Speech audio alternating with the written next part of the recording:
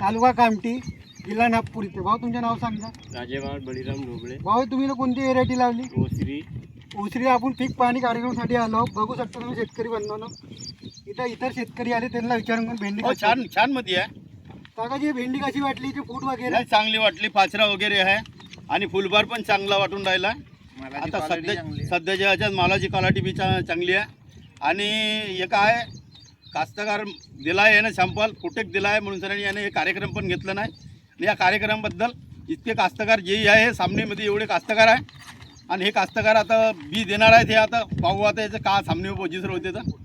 भाऊने भेंडी लावली होती यांना विचारून माल किती निघताय, कशी व्हेरायटी? यानं लावली आहे पोरान राजेबाळ ढोबळे यानं लावलेली आहे. व्हेरायटी चांगली आहे.